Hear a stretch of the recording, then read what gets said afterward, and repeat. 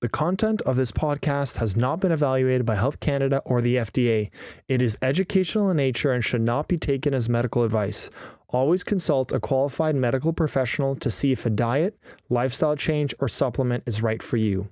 Any supplements mentioned are not intended to diagnose, treat, cure, or prevent any disease.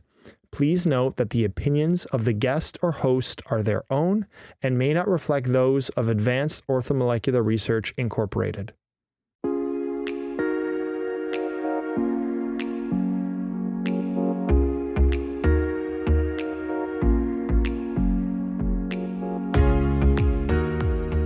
Hello and welcome to Supplementing Health, a podcast presented by Advanced Orthomolecular Research. I'm your host, Dr. Paul Hrkal. This show is all about applying evidence-based and effective dietary, lifestyle, and natural health product strategies for your optimal health. We are going to feature some very engaging clinicians and experts from the world of functional and naturopathic medicine to help achieve our mission to empower people to lead their best lives naturally. This episode of Supplementing Health is brought to you by AOR's Advanced Whey, an immune-boosting whey protein. Whey protein is commonly used as a muscle-building supplement for fitness lovers or athletes, as a meal replacement in weight loss regimes, or as an additional protein source for vegetarians. Advanced Whey contains no added sweeteners and is available in both unflavored and vanilla flavor. Look for it today at your local retailer or at aor.ca or aor.us. Welcome to Supplementing Health. My name is Dr. Paul Hrkal, your host. I'm excited to be here talking about the immune system, and we're going to specifically tackle the immune system from, I think a really, really neat perspective, especially as it pertains to the way our digestive system functions. So I have here a special guest with us, Chantal Dumas. She's been a guest of ours before, so I want to welcome Chantal back. Welcome.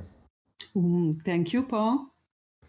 And for those of you that have listened to a past episode with Chantal, just for those of you who haven't, I'll introduce her just very briefly. She's bilingual or trilingual actually in 3 languages, French, English, and Spanish. She's a naturopath, and that's been practicing for 22 years in Montreal, Quebec, and so has a big focus on women's health particularly. And then she's also done some neurodevelopmental things with autistic patients. This is a topic that when we were discussing together, Chantal, with what can we talk about that people really need to understand about the immune system, you brought up a molecule called lactoferrin, and I've heard you lecture before, and you are a big fan of whey protein, and that as it relates specifically to the immune system. So let's start off with talking about that. Why are you so big on these 2 natural health products? Well, let's start with whey protein, and I'll be specific. I'm not a fan of whey as a whole. I used to be intolerant to whey, actually. In most products, I'm lactose intolerant.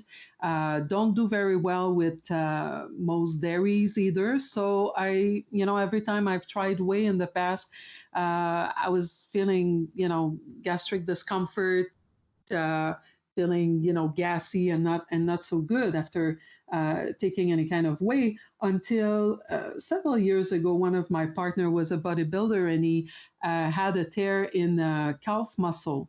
And he started using our whey because, AOR's whey, because he was using, those gym supplements. And I said, why don't you use ours? It has less sugar in it and all of that. So within a matter of weeks, we were seeing a huge difference. Even like looking at the calf muscle, we were seeing a difference.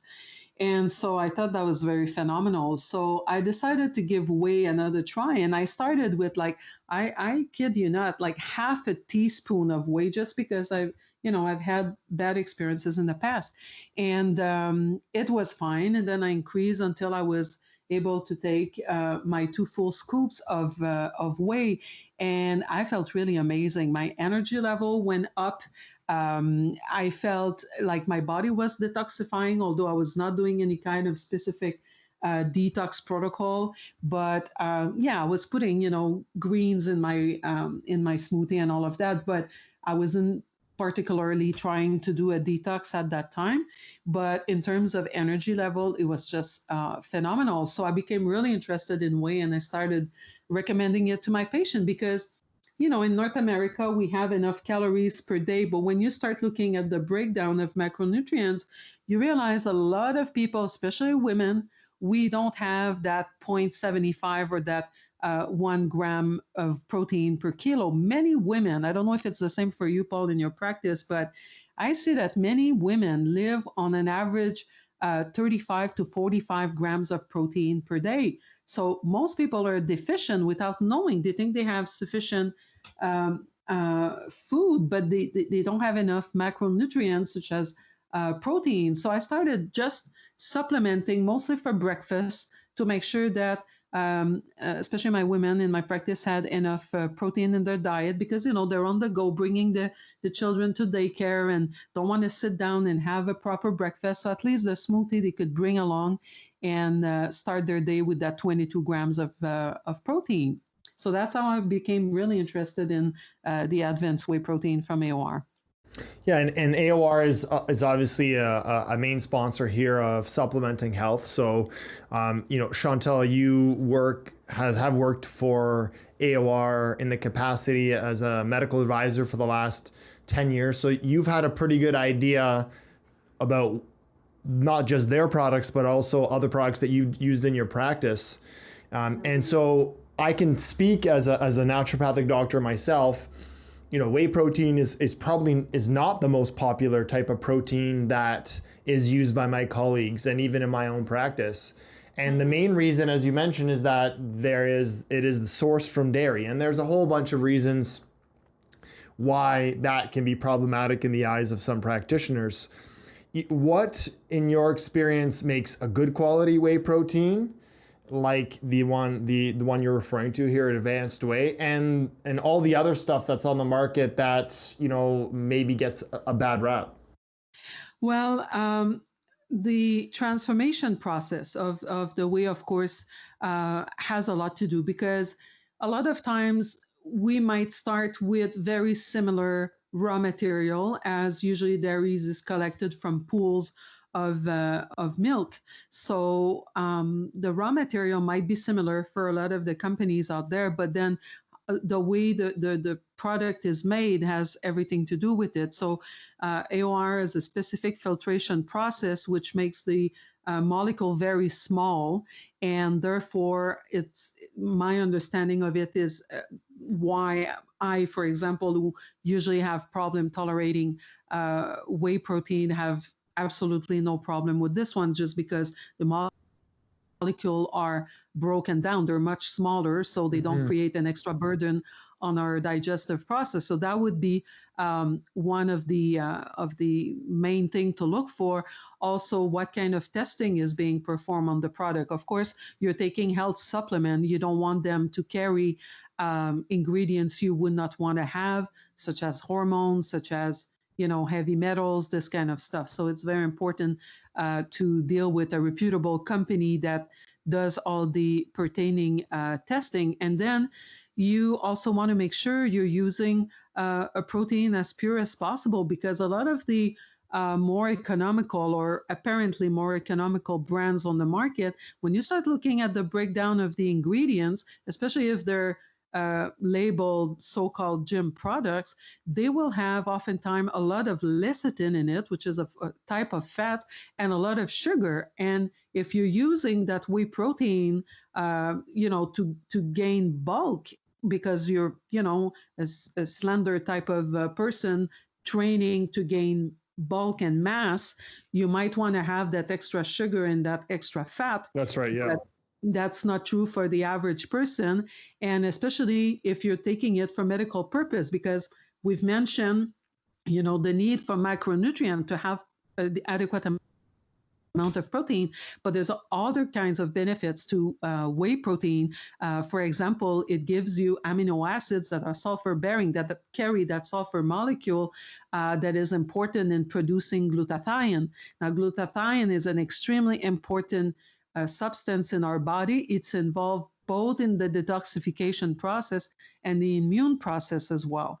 And so glutathione as a supplement is not so well absorbed orally. And taking whey protein is a very efficient way to bring the amino acid to your body so that the body can create its own glutathione as you need it. So that's another very interesting aspect of whey. Now, there's another substance which I love, which is called lactoferrin. That's a glycoprotein that is part of cow's milk, but also human milk. And it's a combination of over 700 amino acid, and it has very unique properties, one of which is to redistribute the iron in our body. Now, we've all heard of the benefits associated with breastfeeding or even colostrum, the supplement colostrum.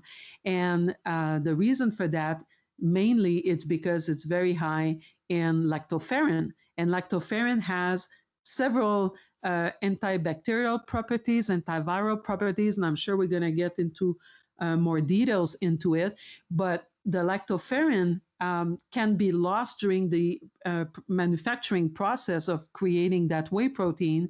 So it's very important, again, to deal with a company that handles your whey protein properly. But not only do we do this in the state-of-the-art fashion at AOR, but we also enhance the lactoferrin content of our advanced whey compared to other companies. So it has a lot of added benefits beyond just supplementing with the adequate amount of protein, the micronutrient, with minimal amount of sugar and minimal amount of fats.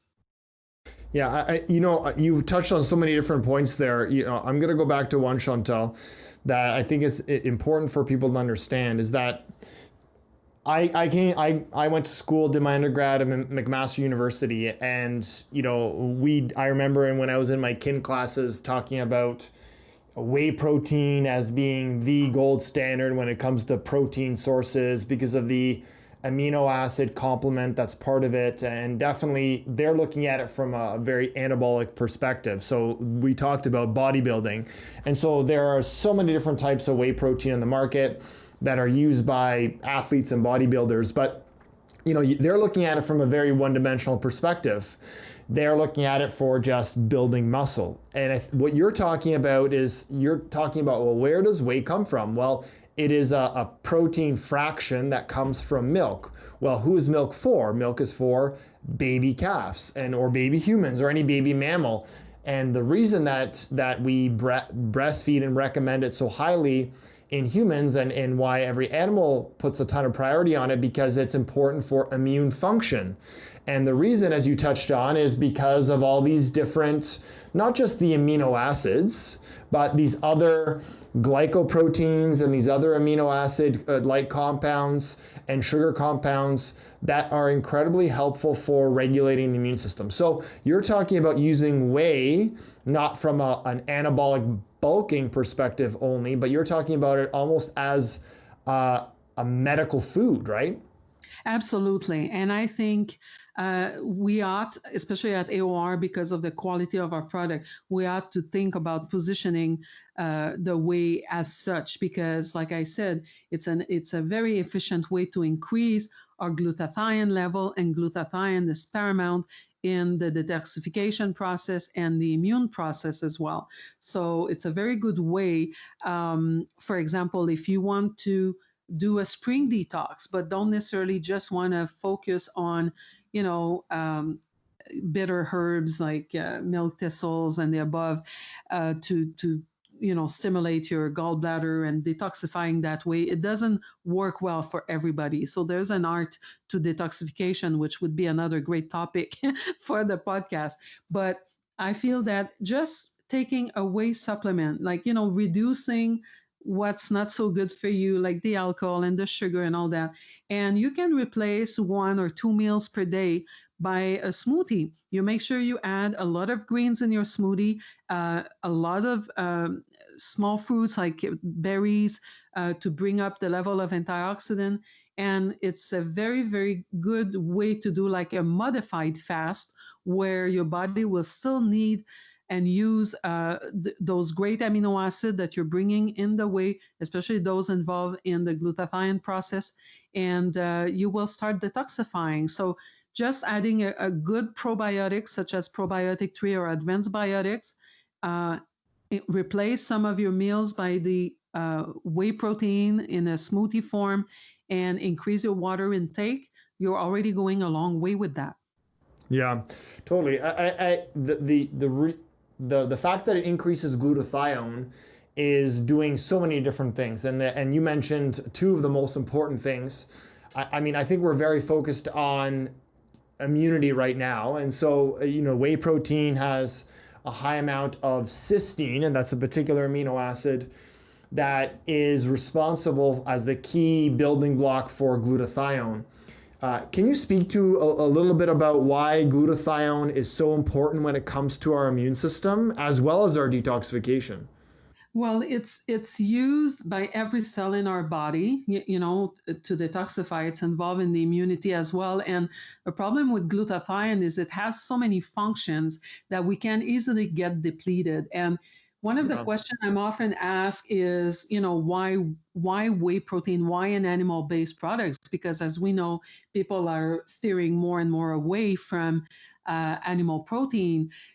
It's a matter of personal preferences. Like if you are able to meet your protein requirement through plant-based protein, that's all good. But when you do, an amino acid profile comparison, which I have done between our whey and different protein products on the market, what you'll see often is those sulfur bearing protein you were mentioning, cysteine, and they're really nowhere near in plant-based proteins such as pea protein or rice protein. And so if you're looking at increasing your glutathione level, it's going to be very difficult to do that from a plant-based protein. Now, Yeah, that's you right. could also, take plant-based protein and add standalone supplements such as N-acetylcysteine. But I find that taking it in the whey protein, especially because we enhance our whey with the lactoferrin, is a very efficient way to do this. And this way, like if you're going to take other standalone supplements, you already have your cysteine in your whey, and you can, leave room to take extra supplements such as, vitamin D that we've mentioned, or B vitamins, or extra antioxidants. But that's a very good way to supply precursors to glutathione. That's a great point you brought up, Chantal, where you don't get the same amino acid profile if you try to piecemeal different amino acids in. And I'm actually a huge fan of N-acetylcysteine, which is the straight amino acid form, for a number of different conditions. It's a huge part of what I would consider a core immune resilience protocol. But it's important to understand that if we want to get things as food-based as possible, you can't really get closer to the optimal food-based source of cysteine than a really good comprehensive whey protein, like you're just saying, right? And so you're getting all the benefits of glutathione, and I would say if you're looking at to boosting your glutathione, whey protein is on the top of the list when you look at all the research, then straight N-acetylcysteine, and then there are other things like, for example, selenium, milk thistle, these other things have been shown to kind of optimize glutathione in your body. But really the building block is the cysteine, which is found naturally in whey. But let's switch gears into some of the other things over and above the amino acids that are found in whey protein, specifically the advanced whey from AOR, which you're such a huge fan of. Let's talk about lactoferrin a little bit, because this is a huge love of yours when it comes to natural health products. You were talking to me a little bit earlier about the fact that in your work as a consultant to the Cuban healthcare system, you were looking at lactoferrin. Can you tell me a little bit about that? Oh, well, actually, because I had heard from Dr. Traj that we were sponsoring, well, I don't know if sponsoring is the adequate word, but we were participating in a study with I believe it's McGill University in preterm infants and the benefits of lactoferrin, because lactoferrin has been shown to, of course, prevent different type of infection, but also to help with gaining weight and proper growth. And Cubans have a different type of cows, and the quality also, because they're not using so much pesticides and all the different products that uh, agriculture. I would say commercial agriculture uses in other countries because they simply don't have access to it. So the quality of their cheese and dairies there has always been phenomenal. Like I've mentioned, I tend to stay away from those in Canada because I don't digest them optimally. But sometimes there, if I stay any kind of length of time, I don't have so much food choices, and I've had to uh, eat yogurt or cheese on different occasions, and I don't have the same intolerance problems as I have here in Canada. So I've always thought that their products are good quality. And then I was asking if they're doing whey protein, and I found out they weren't. And they are just like, because they produce a significant amount of cheese, they were just getting rid of the lactoserum, so the raw material for the whey protein, to the point where it was becoming an environmental hazard. And I couldn't, like, I wanted to cry because I felt like, oh my God, there's all this like lactoserum going to waste to the point where it's polluting the environment. And in a country where there are so much need. And so I explained them the benefits of it, and brought some research there, and they started manufacturing whey protein. And they are doing their own research on lactoferrin and preterm infants right now. So I was very, very proud of that, because what was becoming an environmental problem turned out into being a very good product for them. So yeah, lactoferrin. Yeah. That's very fascinating. That's very fascinating. So let's talk a little bit more about lactoferrin. I think that everyone now understands how important breastfeeding is, and there are things that are in breast milk, whether it's bovine or whether it's human, that are over and above just feeding the baby from fats and proteins and carbohydrates. And lactoferrin is one of these particular substances. Can you speak to a little bit about what lactoferrin does in terms of its effect on the immune system? Yeah, I mean, it has, like I mentioned, different properties, but one of them being on the immune system. So what it does is able to both up and down regulate. So it's what we would call the modulator of the inflammatory response. As we know, inflammation is the common culprit in a lot of chronic diseases. It works through a complex mechanisms in terms of the inflammatory response, so we don't fully understand how it works, but it's been shown in several studies. Like, actually, the amount of studies that have been performed on lactoferrin is quite amazing, and it's a molecule. Like 10 years ago, I didn't know about it, and when I started looking into the research, it's really quite phenomenal. So some of the research that has been done is in terms of cancer prevention. It works at different stages of the cancer process through different, again, mechanism. It has also well-established, well-documented antibacterial activity. So one of the first activity that was discovered is actually the antibacterial properties of lactoferrin, and it's still the most widely studied function. And the antimicrobial activity of the lactoferrin is due to two different mechanisms. We've mentioned earlier that lactoferrin is an iron transporter, so it sequesters iron pretty much, and bacteria need iron as a nutrient for their growth. And by sequestering that free iron, lactoferrin, and bringing it to the proper sites, lactoferrin has an antibacterial effect because it's preventing the bacteria to use that iron they need for their growth. And lactoferrin also has directly a bacteriostatic effect, which means that it kills the bacteria themselves by destroying their cell walls. So it does that in, we don't have to go in detail mechanism, but one of the way is it uses that same iron as a free radical. So in our immune process, we produce free radicals as a mean of killing bacteria and viruses, and so the iron that is being sequestered can be used for that purpose. So it's very interesting because it's again one of those modulator, and that's the beautiful aspect of natural substances is they have intelligent mechanisms, meaning when there's too much inflammation, they will downregulate it. When you need inflammation, they will produce it. Same thing with free radicals. So lactoferrin act as an antioxidant because it will remove iron where it doesn't need to be, and it will use that iron to create free radicals when it needs to for our immune system. So it's a very beautiful mechanism.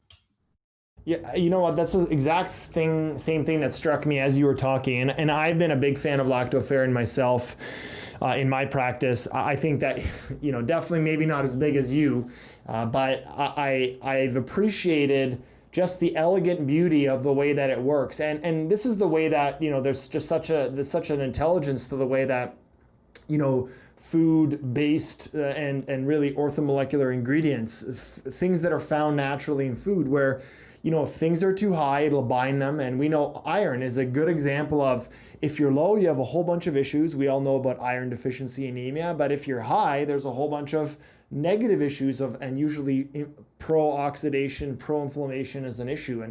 And iron feeds bacterial infections. These bacteria and pathogens use iron, and so lactoferrin strategically strangles off the fuel supply for a lot of these pathogens. And at the same token, there's research also showing that independent of iron supplementation, it can actually improve ferritin, it can improve iron deficiency. So there's just the absolute elegant beauty in the way that it functions in the body. It's so true, Paul. And I talk about it, and you said I'm in love with it, and I feel it through my heart chakra. I feel when I talk about substances like that because it's just like when you start really go into how it works and how our biology and biochemistry works, and there's just this perfect match, and it's true for so many herbs as well, and the reason for this, we've mentioned there's 703 amino acids in that molecule. We're dealing with fairly complex molecule as if you compare with some of the conventional drugs that are much more simpler, more direct, molecules. And when you're dealing with a plant that has several hundred types of phytochemicals in it naturally present. So that's why we have this modulating effect. A lot of times people will say, well, I don't need to reduce my blood pressure if they're taking a herb that has been known to reduce blood pressure. Well, if you don't need to reduce it, it won't. And that's the beauty of those very complex molecules that we find naturally in the nature. So lactoferrin is one perfect example, but we have so many others in the plant kingdom as well. So we mentioned the antibacterial activity, but lactoferrin has also been documented to have antiviral activity against different type of viruses, cytomegalovirus, herpes simplex virus, hepatitis C and B, and these are some of the documented ones: cold, influenza, viral gastroenteritis. So sometimes the studies have not been performed. It doesn't mean it's not efficient against other types of viruses. We just may not have done the studies. So antibacterial, antiviral, and it's also been shown to be efficient against pathogenic types of fungi, such as Candida yeast. So in vitro studies are, supporting that use as well. And probiotics are, very much in fashion. We've been talking increasingly about that topic of the microbiome, while lactoferrin plays also a key role in promoting a healthy intestinal bacteria in our gut or our microbiome. Yeah, and I would, when somebody says something's antiviral, I think we in our minds, at least mechanistically, think, well, it kills the virus. And, I think that's an inappropriate way of thinking about it, especially in the context of lactoferrin. It has an antiviral effect kind of on a global scale. But really what it does is it increases our body's ability to deal with that particular pathogen. And so what sticks out to me about lactoferrin is that it does it in so many different ways, whether it's an antioxidant, anti-inflammatory, which, like, let's say a viral infection will use those processes to propagate its spread. And then more importantly, it supports our body's own immune response by regulating our microbiome, which is responsible for creating a response to that particular virus. So again, that goes back to that elegance. And I would even say, Chantal, that I favor something like lactoferrin or vitamin D, I should say, or vitamin C over herbs, because it's naturally found in foods and our body has this ability to accept it without any sort of detrimental effects. Like, you can definitely get into toxicity levels with any natural substance or any drug, but the safety profile of something that you naturally find in breast milk is so much better than when you look at a drug and even a herb, because we don't have a curcuma deficiency, but we could definitely have a vitamin D deficiency, or in the case of lactoferrin, a deficiency in a microbiome or glutathione or whatever that we just discussed, right? Yes, absolutely. I fully agree. And that's also what I explain people. You want to take a mix of mushrooms to support your immune system. That's fine. That's perfect. But I feel when it comes to herbs, we want to probably use them for more specific or acute conditions. So That's right. we would take them for maybe a couple weeks or 3 weeks. And it's not because they're dangerous to take on a longer term period, but like you've mentioned, we don't have a curcumin deficiency. Doesn't mean curcumin is not an amazing molecule as well. But, we can go and have a iron deficiency if we don't distribute it and use it properly. So, yeah, again, it's a matter of balancing the supplements we want to take on a regular basis and those that are super helpful tool, but that we don't need to take all the time. A hammer is absolutely necessary to have in a house. That doesn't mean you want to hold it every day in your hand, right? Yeah, So of course. it's a little bit the same analogy. And again, the tolerability and interactions. If you take a molecule like lactoferrin, there's no known toxicity, is very easy to digest, very gentle. That's why we can give it to children, babies, and all of that. So very, very normal and natural for a body to handle lactoferrin. So there's no interaction in the same fashion. So when we take herbs, like it's people start to understand now that it's not because it's natural that it does not have interactions or side effects. So we have to be a little bit more cautious. Again, I don't want, because I've been teaching herbal medicine for a big part of my adult life. So I don't want to seem like I'm not loving my herbs. I absolutely do. But I think that's, again, every tool has its purpose, Yeah, of course. And that's, I think, one of the key takeaways we talk a lot about here on Supplementing Health is that using the nutrients in the right times in the right ways. And I like to highlight something like lactoferrin as having an excellent safety profile, very research-based indications, as you mentioned, anything from ulcers in the stomach, supporting the microbiome, gastroenteritis, in viral infections of all types that you talked about. A lot of research in high doses in applications for lung cancer specifically is one area that I know a lot of my colleagues will use high doses of lactoferrin, helping the body's adequate, not just immune response, but also being able to target cancer cells and bacteria and viruses more appropriately. So before we conclude, because we're running out of time here, just the final word on how to get the optimal supplementation of lactoferrin.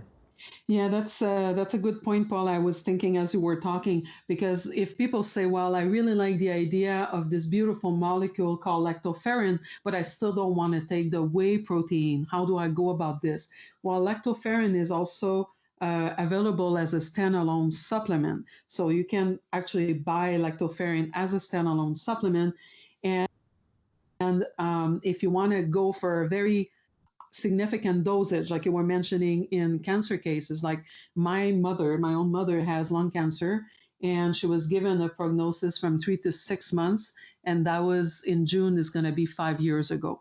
So she's actually on a AOR Wow, protocol, and one of that's the great.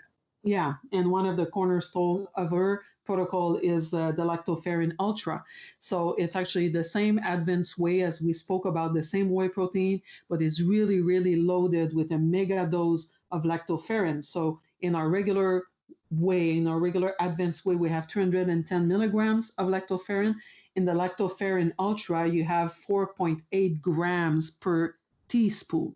So it's a very high concentration of lactoferrin. It's much higher than even the standalone. In the standalone, you would have 250 milligrams of lactoferrin. So actually, 1 teaspoon of the lactoferrin ultra is the equivalent of 19 capsules of the standalone lactoferrin. So if you're facing a serious health challenge, I would recommend to go directly to the lactoferrin Yeah. ultra. And obviously it goes without saying, in any particular serious health condition, like what you just mentioned, work with a naturopathic doctor or a healthcare provider that has good knowledge and understanding. But I think hopefully, I know I have just been reminded of how powerful and important lactoferrin is and whey protein. I really appreciate you sharing your insights on this amazing molecule. If anybody wants more information, they can always go to AOR's website, aor.ca, and learn more about lactoferrin. AOR is a Canadian natural health product company, and this is one particular product that they've pioneered and supporting research in Canada for, as you mentioned, preterm babies, and the application, just that's the tip of the iceberg. So, Chantal, thank you so much for joining me today. I know that all the listeners found that this was just a phenomenal topic, and definitely a neat way to support the immune system over and above the typical herbs or even the vitamins that we typically go to. Great. Take care, everybody, and thank you for joining me on Supplementing Health. We'll see you again next week.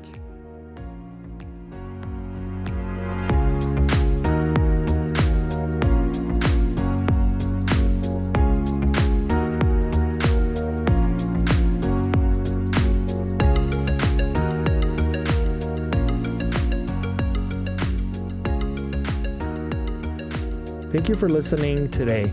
For more information about our guests, past shows, and future topics, please visit aor.ca/podcasts. Do you have a topic that you want us to cover? We invite you to engage with us on social media to request a future topic or email us at marketing@aor.ca. We hope you tune in again next week to learn more about supplementing your health.